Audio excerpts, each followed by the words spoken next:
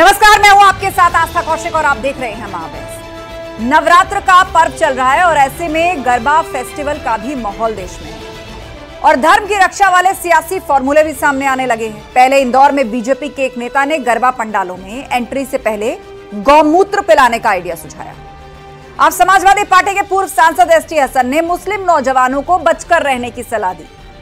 Love जिहाद पर सवाल उठाते हुए एसटी हसन ने यहां तक कह दिया कि इश्क के चक्कर में ना पड़े, नहीं तो जिंदगी भर सजा भुगतनी पड़ेगी। साथ ही एसटी हसन ने मुस्लिमों को सलाह दी कि हिंदू लड़कियों को बहन समझें। तो वहीं जैन मुनि विनम्र सागर जी महाराज ने भी गरबा फेस्टिवल में छोटे कपड़ों और फुहड़ता वाले सवाल खड़े किए। अब सवाल यह है कि क्यों धर्म रक्षा की आड़ में सियासी फॉर्मूले सुझाए जा रहे हैं। इसी सवाल के इर्द गिर्द आज की महाबहस। पहले ये रिपोर्ट।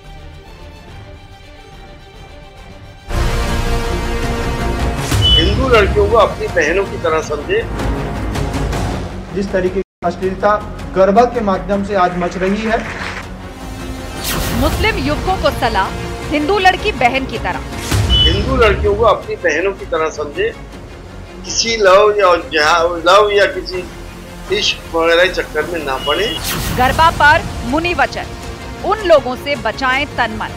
खुले हुए वस्त्रों के साथ अगर हम गरबा कर रहे हैं, आपको पता हो या ना हो, लेकिन आप खुद अपनी आंख से इस बात को देखते हैं, जवान लड़कों में कितने तो ऐसे होते हैं जिनको भगवान से कोई मतलब ही नहीं होता है, वे टीका चंदन लगा करके गरबा खेलने के लिए चले आते हैं। गरबा रक्षा पर बीजेपी नेता का गौमूत्र वाला आइडिया। पंडालों में प्रसाद वितरण करते हैं तो गौ माता, हमारी जो माता है, गौमूत्र हम लोग पीते हैं। प्रसाद स्वरूप महत्व सभी को देना चाहिए। तो जो भी आए प्रवेश के पूर्व गौ माता गौमूत्र पिए तो गरबा पंडालों में प्रवेश करें। धर्म रक्षा की आड़ में सियासी फॉर्मूले क्यों? अर्धनग्न अवस्था में लड़कियां गरबा में जाएं, यह सनातन धर्माचार्यों को स्वीकार्य नहीं है। हमारी बेटियां हैं, चरित्र और आचरण की पवित्रता बना करके रखें और गरबा में गैर हिंदू का प्रवेश कतई नहीं होना चाहिए। हसन का ज्ञान, बच के रहें मुसलमान।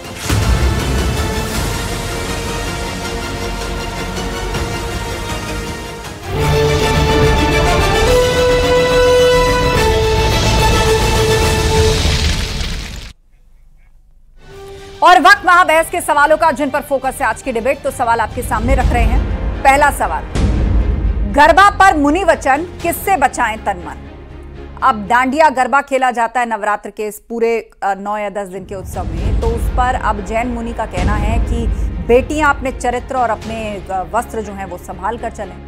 धर्म रक्षा की आड़ में सियासी फॉर्मूले क्यों। बात करेंगे धर्म की रक्षा की, लेकिन उसके बीच में गौमूत्र और मुस्लिम लड़के जो हैं वो हिंदू बहनों को भाई समझे, उसमें फौरन चुपचाप एक सियासी फॉर्मूला फिट कर देंगे। इसकी आवश्यकता क्या है। और सवाल यह भी कि हसन का ज्ञान, क्यों बच के रहे मुसलमान। और चर्चा के लिए हमारे साथ गेस्ट पैनल जुड़ रहा है और चलिए एक एक करके सभी गेस्ट को स्क्रीन पर लेकर आइए। आपका तारुफ कराते हैं। सभी मेहमान हमारे बीच में हैं। हमारे साथ इस वक्त बीजेपी से संजय चौधरी जी हैं, हमारे साथ मेजर आशीष चतुर्वेदी जी हैं समाजवादी पार्टी से, और एचएस रावत जी हिंदू धर्मगुरु हमारे साथ जुड़ गए हैं, संदीप त्रिपाठी जी कांग्रेस लीडर हमारे साथ हैं, और थोड़ी देर में मुस्लिम स्कॉलर मेहताब उस्मानी भी जुड़ेंगे। आप सभी मेहमानों का स्वागत है। तो शुरुआत संजय चौधरी जी आपसे कर रहे हैं। बात चाहे जैन मुनि के बयान की हो या फिर भाजपा के एक नेता के बयान की, जहां वो गौमूत्र टेस्ट की बात कर रहे थे डांडिया पंडाल में भेजने से पहले, या फिर एसटी हसन की, जहां उन्होंने कहा सभी हिंदू लड़कियों को बहन समझें।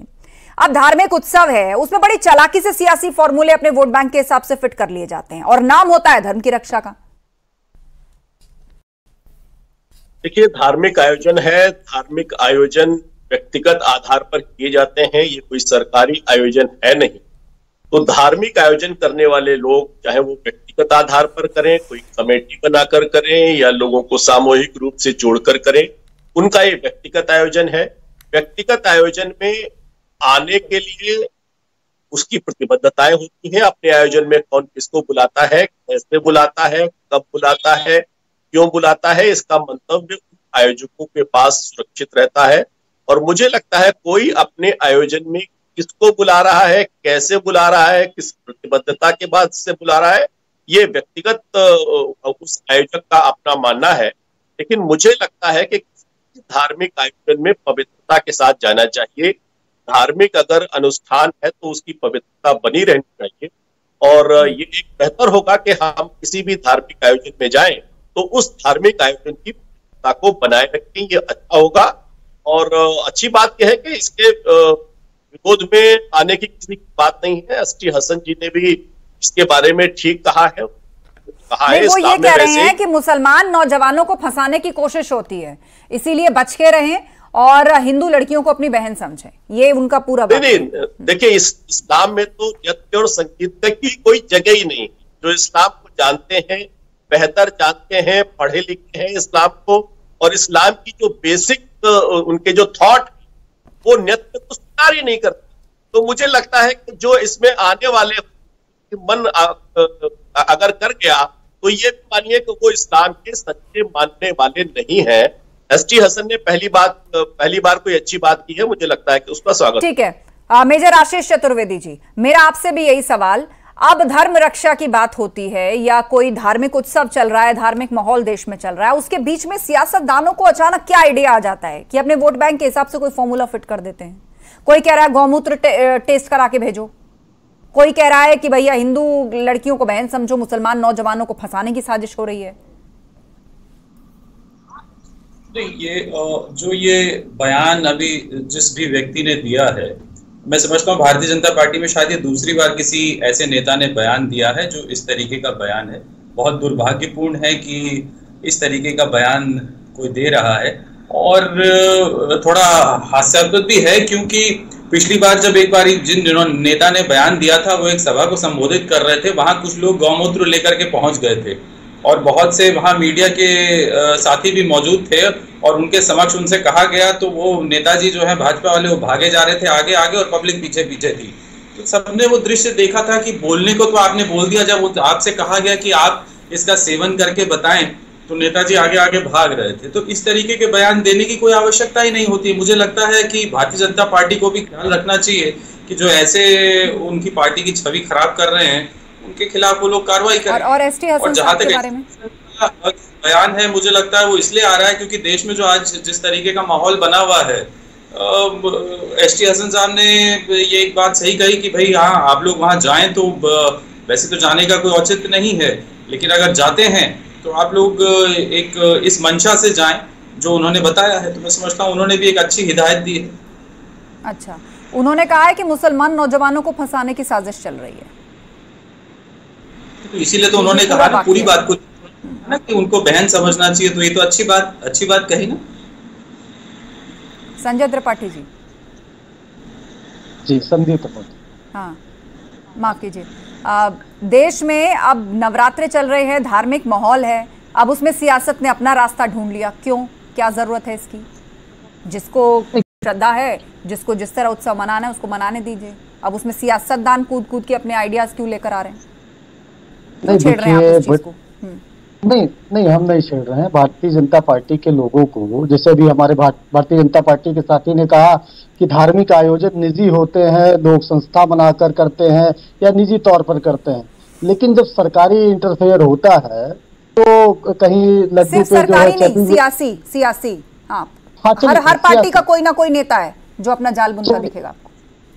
नहीं, चलिए आपकी ही बात मैं मान लेता हूँ। सियासी पार्टियों की एंट्री होती है तो लड्डू में चर्बी मिलाकर लोगों को खिला दिया जाता है, लोगों को धर्म नष्ट किया जाता है। और फिर अभी हम एक डिबेट आपके ही चैनल पर डिबेट पे थे कि आदि शक्ति माता की नवरात्र की जो है कार्यक्रम को बड़ी धूमधाम तरीके से जो है योगी सरकार बनाएगी, और पता किया मैंने पंडालों को कितना मिल रहा है, तो किसी ने बताया भैया 5,000 रुपए आ रहे हैं।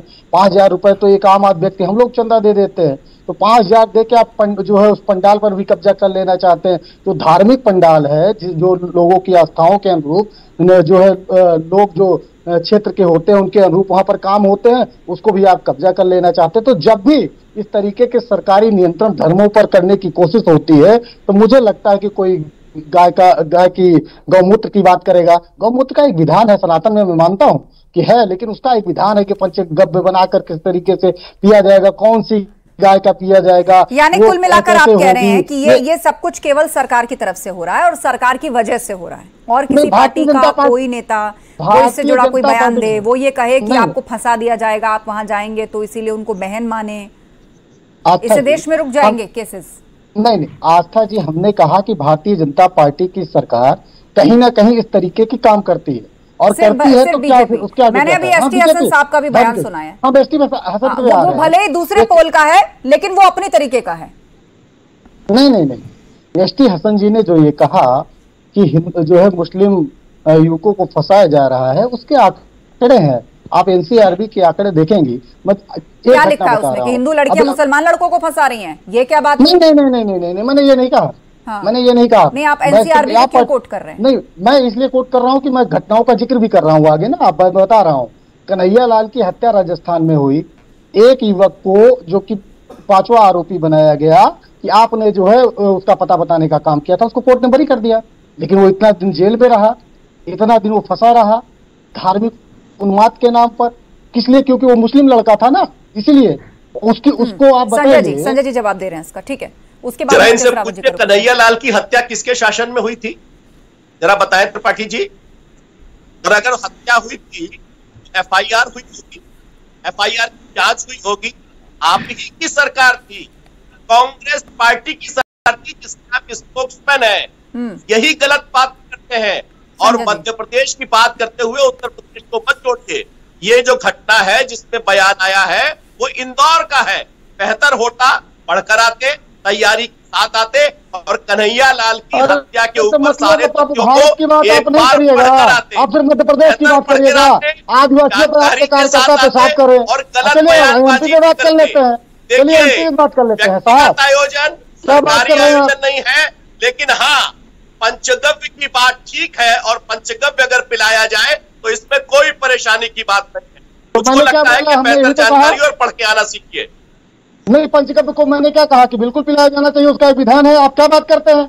आप हमसे बताइएगा, मतलब आपसे हम सीखेंगे? हम उन लोगों से सीखेंगे टिक्का लगा कर टिक्का लगाकर KFC जाने वालों से हम सनातन धर्म सीखेंगे, आर्य समाजियों से हम सनातन धर्म सीखेंगे। अगर आप हमें सनातन में सिखाइए, हम अपना धर्म को अच्छी तरीके से जानते हैं और उसकी रक्षा मुझे लगता है चतुर्वेदी जी भी अगर सनातन धर्म पे आप दोनों शांत जाइए, आप दोनों रुकिए। संजय चौधरी जी होंगे तो तभी और संदीप त्रिपाठी जी, रख रहे हो। ठीक है, आप दोनों रुकिए, आप दोनों रुकिए। हमारे बीच में HS रावत जी भी हैं, हिंदू धर्मगुरु। HS रावत जी बताइए, आप धार्मिक मामलों में सियासत अपने रास्ते क्यों खोजे, इसकी आवश्यकता है क्या?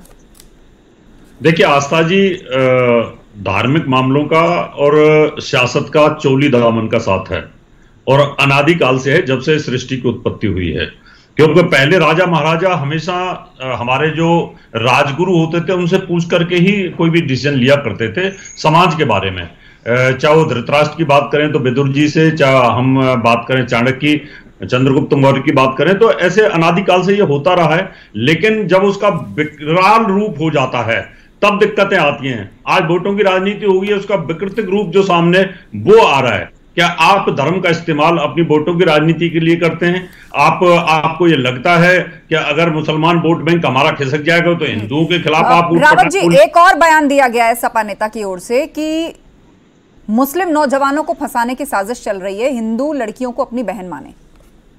देखिए आस्था जी, इसमें हसन साहब ने जो बयान दिया इसमें दोनों चीजें हैं। एक तो उन्होंने इस लव जिहाद को माना है, उन्होंने कहा कि लव जिहाद से दूर रहना चाहिए, इसका मतलब लव जिहाद है और उसको सलाह दे रहे हैं कि दूर रहना चाहिए। दूसरी चीज उन्होंने कहा है कि बहन माने, ये अच्छी बात है। उन्होंने एक पॉजिटिव साइन दिया है कि भाई आप किसी के धर्म में इन्वॉल्व ना हो, तो एक अच्छी बात है और अच्छी पहल करनी भी चाहिए। नहीं तो ये सब चीजें नहीं आती। आज जो पंचगव्य की बात हो रही है वो इसलिए हो रही है कि पहले इस प्रकार के हादसे बहुत ज्यादा होते रहे हैं और उन हादसों का दुष्परिणाम देखने को मिला है। और पीछे की अगर डिबेटों को उठा करके देखें, पिछले 5-7 साल की डिबेटों में गुजरात के अंदर ये सब चीजें सामने आई हैं। इसलिए इस बार इस प्रकार का फैसला लिया है कि आप कहीं ना कहीं गौमूत्र को आप लाएं। लेकिन मेरा इस मामले में यही कहना है कि हिंदू धर्म के अंदर भी बहुत सारे मत हैं, बहुत सारे भिन्न भिन्न प्रकार के लोग मानने वाले हैं, तो उसको थोड़ा ध्यान रखना चाहिए। जी, रावत जी ने कहा कि गुरुओं से पूछा जाता था जो है वैदिक काल, ठीक है, तभी तो महाभारत हुआ, तभी तो बहुत सारे युद्ध हुए, बहुत सारी धर्म की हानि हुई। धर्म की हानि के बाद भगवान को अवतार लेना पड़ा। तो क्या चाहते हैं कि वो दौर फिर से आए? अरे भगवान के अवतार के पहले हम ही लोग सुधर जाएं, हम अपना धर्म माने, कोई अपना धर्म मान रहा है, आप मानिए। अब रही बात रावत जी ने एक बहुत अच्छी बात कही कि गुजरात में इस तरीके की घटनाएं बहुत हो रही, तो गुजरात में सरकार किसकी कितने वर्षों से है? ये हमने कहा ना कि भारतीय जनता पार्टी की सरकार जहां पर होती है इस तरीके के धार्मिक उन्माद और धार्मिक क्रिया। हमारे बीच में राजनीतिक विश्लेषक बिलाल खान भी जुड़ चुके हैं, लेकिन उससे पहले संजय जी, हाँ बोलिए संजय जी। कहां बात को लेके जा रहे हो आप? ये समझ नहीं रहे कि वहाँ गुजरात में ज्यादा है कि वो क्या बोल रहे हैं।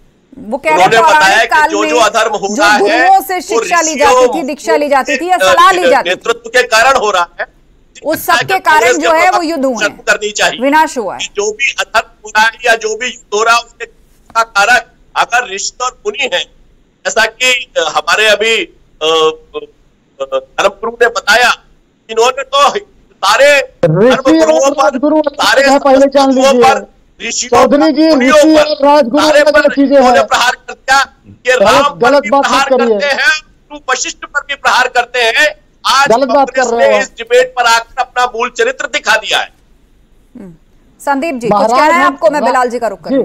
हाँ। मैं सिर्फ इतना कह रहा हूं कि चौधरी जी को यह नहीं पता है कि राजगुरु और ऋषि में अंतर होता है। सनातन को जानिए। तो राजगुरु क्या किसी को भी बना दिया जाता है? संदीप जी आप कैसी बात कर रहे हैं? बगैर शिक्षा दीक्षा, आस्था जी एक सम्राट, एक राजा जिनके आगे हाथ जोड़कर खड़ा रहता है, उनसे सलाह लेता है, वो क्या ऐसे बन जाते हैं? अच्छा ये बताइए कौरवों के गुरु कौन थे? वशिष्ठ कौन थे? सुनिए ना, अब सुनिए, इधर देखिए किससे बात कर रहे हैं पहले समझिए। सनातन खूब अच्छे से जानता हूँ, खूब पढ़ा हूँ, एक चीज बता दूंगा आपको। सुनिए महाराज संजय चौधरी जी, बड़ी शांति से सुन लीजिए। अब आप डिबेट में महाभारत मत शुरू कर दीजिए। द्रोणाचार्य से लेकर कृपाचार्य कृतवर्मा न जाने कहाँ आप लोगों की बात करने लगेंगे। छोड़िए आप विषय को।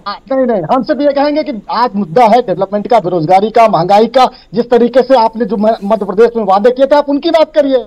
आप डिबेट को कहां से कहां ले जाते हैं? आप धार्मिक मुद्दों पर लेकर सारे मुद्दों को खत्म कर देना चाहते हैं, ये नहीं चलेगा। आज युवाओं को नौकरी चाहिए, महंगाई से मुक्ति चाहिए। ठीक है, आप दोनों शांत हो जाइए। राजनीतिक विश्लेषक बिलाल खान जी है। बिलाल जी आपसे भी यही सवाल कि धार्मिक माहौल में धार्मिक आयोजन हो रहे हैं, तो उसमें सियासतदानों को क्या अपॉर्चुनिटी दिखती है कि वो अपने वोट बैंक के हिसाब से बयानबाजी करने चले आते हैं? अरे आम लोग हैं, कोई व्रत रख रहा है, कोई त्योहार मना रहा है, कोई अपना आयोजन कर रहा है, कोई कार्यक्रम चला रहा है, उसमें उस सियासी बयान की क्या जरूरत है?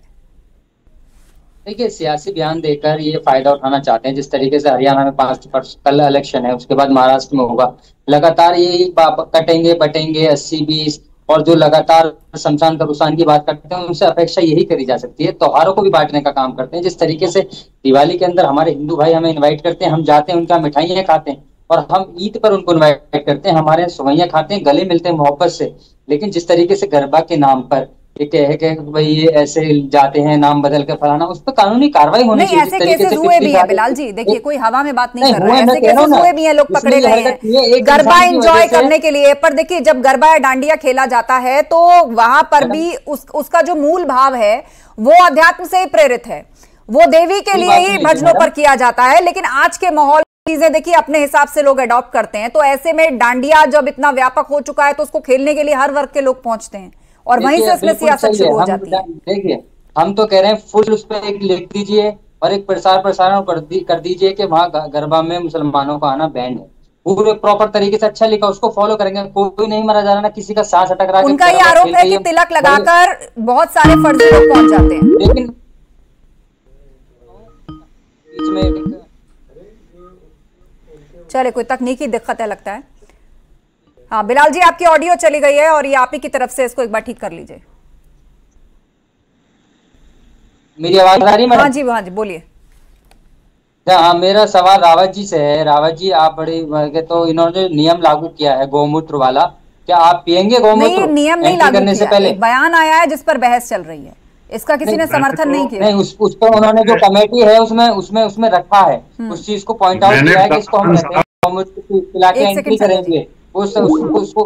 हाँ जी, तो मैं इनसे ये पूछना चाहूंगा कि हाँ, आप गवर्नमेंट की एंट्री करवाएंगे सब लोगों की? क्योंकि हमारे भारत का जो संस्कृति है ना, वो अलग तरह की, हमारे हिंदू भाइयों में भी बहुत सारे लोग हैं जो संजय चौधरी जी, संजय जी, यहाँ पर ये मानकर चला जा रहा है कि सब कुछ बीजेपी करवा रही है क्योंकि उसके एजेंडे को सूट करता है, इसीलिए नेता खुलकर ऐसा बयान देते हैं जिसकी आवश्यकता नहीं। देखिए, हमारा एजेंडा नहीं। मैं अपने राजनीतिक पूछना चाहूंगा कि मुहर्रम के जुलूस में कोई काला कपड़ा पहनने के बजाय अगर सफेद कपड़ा पहनकर चले जाए तो आप उसे स्वीकार करेंगे क्या? मुहर्रम के जुलूस की एक मर्यादा होती, शहादत के लिए होता है, लोग अपने उसमें गमजदा होते हैं। तो जो कि उन जुलूसों की, उन मान्यताओं की एक परंपरा है, एक विश्वास है, और उस विश्वास का पालन उस प्रकार के धार्मिक आयोजन में ज्यादा समय करना चाहिए। मैं चुनौती देता हूं, आप स्वीकार करेंगे मुहर्रम में इस प्रकार करने वाले लोगों को? देखिए, राजनीतिक विश्लेषक होने के नाते हिंदू धर्म पर तलवार चलाने का, उसको कंडम करने का ठेका मत लीजिए। सच को सच कहिए और झूठ को झूठ कहिए। और टीएन हसन भी, जो कि समाजवादी पार्टी से टिकट नहीं दिया, अब वो सच बोलने लगे हैं। मुझको लगता है कि जल्दी ही इस्लाम को मानने वाले बहुत सारे लोग भी ठीक बोलने लग जाएंगे। जो तरक्की के काम होने थे वो नहीं करे, लेकिन इन्हीं मुद्दों में फंसाकर आप सच और झूठ में मत करिए। आपकी पोल खुल गई है, क्योंकि आपके पास कोई मुद्दे नहीं बचे हैं। आपके पास हिंदू मुसलमान मंदिर मस्जिद बचा हुआ है। सर सच को सच कहिए, सच की तरह कहिए, डंके की सच कहिए ना। सच क्या है? सच आपको नहीं पता है किस तरीके से आज धमकियां दी जा रही है, किस तरीके से आज देश के अंदर माहौल खराब किया जा रहा है। मुहर्रम के जुलूस में आप किसी ऐसे आदमी को विचार करने जवाब दीजिए आप। बिलाल जी, मैं जवाब दे रहा हूँ आपको, सुन लीजिए जरा। आप जवाब सुनने की ताकत रखिए सर। बिल्कुल लगता है कि मुहर्रम के अंदर हमारे बहुत से हिंदू भाई पार्टिसिपेट करते हैं उसके अंदर और रहते हैं साथ में। आपको कैसे करते हैं? इस चीज का कैसे करते हैं? आप बताओ कैसे करते हैं? और हमारे जुलूस में भी निकलते हैं, और हमारे कैसे करते हैं? जब हमारे भाई निकलते हैं जुलूस के अंदर तो एक सेकंड बिलाल जी, आप कह रहे हैं मुहर्रम के जुलूस में बहुत सारे हिंदू भाई पार्टिसिपेट करते हैं। एक मिनट संजय जी, एक सेकंड, ऑडियो ब्लास्ट हो रहा है, आप दोनों एक वक्त में बोल रहे हैं। बिलाल जी, आपने क्या अभी यही कहा, अगर मैंने सही सुना, कि मुहर्रम के जुलूस में हिंदू भाई पार्टिसिपेट करते हैं? क्या करते हैं वो मुहर्रम के जुलूस में? क्या करते हैं वो? क्योंकि मुहर्रम कोई, जहां तक मेरी जानकारी है, ये तो मातम का दिन है। आस्था जी, मैं इसका जवाब दे रहा हूँ। आस्था जी, मैं अनुमति हो तो मैं जी बोलिए। आस्था जी, करबला के युद्ध में 72 ब्राह्मण हिंदू मरे थे। 72 ब्राह्मण हिंदू मरे थे। सच करा लीजिएगा। अब सुनिए ना, ये कौन सा ऐतिहासिक तथ्य है? ये कहाँ से आपने कहा कर लाए? इसका सोर्स बताइए मुझे। आस्था जी, कितने लाख ब्राह्मण हिंदू मरे थे करबला के युद्ध में? लाख नहीं, मैंने कहा नहीं, बेवकूफी की भी हद होती है भाई। आज ठेका ले रखा है कांग्रेस ने, लगता है इसी बात का। अरे सुनो यार, क्या बात कर रहे हैं? इसी बात का ठेका ले रखा है आज कांग्रेस ने भाई। मान गए करबला। नहीं, ये बहुत ही विचित्र हुई संदीप जी, बहुत ही विचित्र, बहुत ही नया तथ्य आप लाए। बस इसका सोर्स बता दीजिए। हाँ सुन लीजिए, अब सुनिए ना। करबला के युद्ध में इसका सोर्स बता दीजिए मुझे। और एक बार जरा बिलाल खान साहब से भी पूछ लीजिए, वो इत्तेफाक रखते हैं आपकी बात से? वो आपकी बात से इत्तेफाक रखते हैं? बिलाल जी क्या कह रहे हैं ये कांग्रेस के प्रवक्ता, और कह रहे हैं इसको चेक करा लीजिए। आस्था जी, जो आज हमारे यहाँ त्यागी ब्राह्मण हैं और अच्छा ठीक है, आप कह चुके। बिलाल जी जरा तस्दीक करिए, ये सही कह रहे हैं क्या? हाँ बोलिए बिलाल जी। जी देखिए, तरीके से इन्होंने बात रखी है, उसको मैं नहीं कह रहा उस बात को, लेकिन मैं ये कह रहा हूँ नहीं, वो कह रहे हैं कि करबला के युद्ध में हिंदू मारे गए थे, हिंदू मारे गए थे। आप इस बात से इत्तेफाक रखते हैं? कांग्रेस पार्टी के प्रवक्ता कह रहे हैं और बड़े पुख्ता रूप से कह रहे हैं। बिल्कुल नहीं, बिल्कुल नहीं, व्यक्तिगत बयान हो सकता है। संदीप जी, हाँ व्यक्तिगत बयान हो सकता है, हम इसको नहीं मानते। हिंदू मारे गए, क्या मारे गए, वो आपके सामने कह दिया है ही नहीं। ये विषय है ही नहीं, सामने आपके सामने कह दिया, काम किया जा रहा है, किस तरीके से कोई पॉइंट आउट किया जाए। ये आपका व्यक्तिगत बयान है, बनाने ये मानते ही नहीं। आप उनके पीछे पीछे बात कर रहे थे, सामने से कह दिया उन्होंने। उसमें तो एंगल कॉन्सेप्ट आप हरीश से पढ़ेंगे, कोई राजनीति का विषय नहीं है भाई साहब। अगर आप ऐसा कर रहे हैं, गलत कर रहे हैं। सुन लीजिए संदीप जी, एतराज है उन्हें इस बात से। मैं जवाब दे रहा हूँ। करबला के युद्ध में हुसैनी ब्राह्मण मारे गए थे। अब भी वही हैं आप। सुनिए ना, एक बिना किसी वेरीफाइड तथ्य और किसी गेस्ट को आपत्ति है, आप इस लाइन पर आगे और नहीं बोलेंगे। आप इस लाइन पर आगे नहीं बोलेंगे। और लास्ट 2 मिनट का वक्त मेरे पास बचा है, मुद्दे पर बात कर लेते हैं। अरे बिल्कुल, 18 अक्टूबर 2018 आपने स्टोरी की है, आपके चैनल ने स्टोरी की है। मैं बता दे रहा हूँ, वो ब्राह्मण जो करबला में इमाम के लिए लड़े थे, मुहर्रम का एक खास कनेक्शन हिंदू ब्राह्मणों से भी है। अच्छा, ये आपने नेटवर्क की टीम पे डाल दिया कि हमने स्टोरी की। मैं कह रहा हूँ, अगर मैं चैलेंज के साथ कह रहा हूँ, मैं आपके चैनल पर कभी डिबेट पे नहीं बैठूंगा अगर मेरी बात गलत निकल जाएगी। मैं डेट बता दे रहा हूँ आपको, और आप अपनी जो है पीसीआर से चेक करा लीजिएगा। 18 अक्टूबर संजय जी 18 अक्टूबर 2019। ठीक है, बस अब शांत हो जाइए, 2 मिनट का वक्त है। और भी लोग आपने जो विचित्र बात करी है उसको और लोग बोलना चाहते हैं। आपके चैनल पर बैठकर एक डिबेट में एक प्रवक्ता ने कहा कि ऐसा हुआ था, ब्राह्मणों और मुसलमानों के बीच में करबला में संघर्ष हुआ था, ये आपके चैनल पर कहा गया, ये कोई कौन करेगा? तो मुझे लगता है कि ऐसे बेवकूफ लोगों को जो बिना किसी तथ्य के साथ और बिना किसी मान्यता के साथ बैठे, मुझे लगता है उसका खंडन किया जाना बहुत जरूरी है। छोड़ दी। हाँ बिलाल साहब, मुद्दे पर बस संदीप जी बोल चुके हैं, समय खत्म हो रहा है, आखिरी कमेंट है। देखिए ये इनका व्यक्तिगत बयान होगा, इन्होंने राजनीति के चलते दे दिया होगा, लेकिन ऐसा कुछ हुआ नहीं था। मैं इनके बयान से समर्थन नहीं करता। चलिए ठीक है, समय खत्म हुआ, मुझे डिबेट यहीं वाइंड अप करनी है। आप सभी का शुक्रिया इस चर्चा में शामिल होने के लिए। तो धर्म की रक्षा वाले सियासी फॉर्मूले सामने आने लगे हैं। पहले इंदौर में बीजेपी के नेता गरबा पंडालों में एंट्री से पहले गौमूत्र पिलाने का आइडिया दे रहे थे, तो अब समाजवादी पार्टी के पूर्व सांसद एसटी हसन मुस्लिम नौजवानों को बचकर रहने की हिदायत दे रहे हैं और कह रहे हैं कि उनको टारगेट किया जा रहा है। लव जिहाद पर बोलते हुए उन्होंने यहां तक कह दिया कि इश्क के चक्कर में ना पड़े वरना जिंदगी भर सजा भुगतनी पड़ेगी। तो कुल मिलाकर सवाल यह कि क्यों धर्म रक्षा की आड़ में सियासी फॉर्मूले सुझाए जाने की जरूरत है। महाबहस में इतना ही। खबरदारियां बने रही हमारे साथ।